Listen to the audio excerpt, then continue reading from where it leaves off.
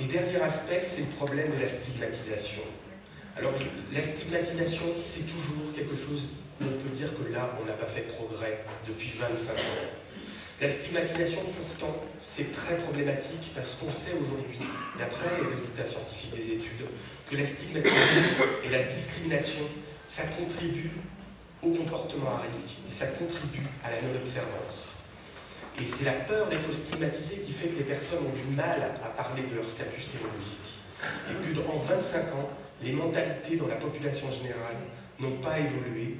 C'est toujours aussi difficile aujourd'hui, quand on est séropositif, de pouvoir parler librement de son statut sérologique. C'est le problème que nous on appelle de la disabilité.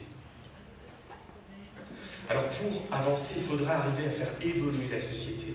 Il faudrait pouvoir dire sans risque qu'on est séropositif, comme on peut dire sans risque qu'on est diabétique ou hypertendu. Mais pour ça, il faudrait qu'on travaille sur l'entendabilité. Il faudrait que la société soit prête à entendre que les personnes soient séropositives.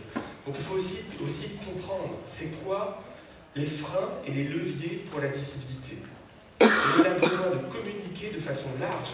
Et là, il doit y avoir un rôle de tout le monde, pas seulement des associations, mais aussi des autorités de santé publique, pour communiquer sur l'acceptation des personnes séropositives, sur le rôle des personnes séropositives dans la société, et en particulier pour valoriser les personnes séropositives qui contribuent à la santé publique depuis des années et qui aident à la promotion de la prévention.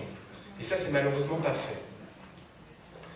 Donc, aide à initier une campagne sur la disabilité, qui est une campagne que certainement vous connaissez, qui est maintenant déclinée dans différents pays, où on prend des personnalités connues qui communiquent à travers des affiches sur leur éventuelle séropositivité.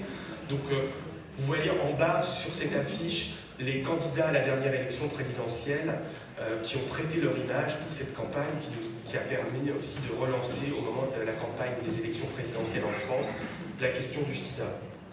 Mais on sait très bien que les campagnes c'est bien, mais c'est pas suffisant. Et on réfléchit aujourd'hui à d'autres formes d'action. Il y a pas mal de personnes dans Aide séropositives qui sont prêtes à faire, moi ce que j'appelle des commandos de la disabilité, qui seraient prêtes en groupe à aller dans une entreprise, parler en groupe et dire on est séropositif et voilà comment on vit. Et pas seul, ce ne soit pas simplement un témoignage individuel, mais quelque chose de collectif.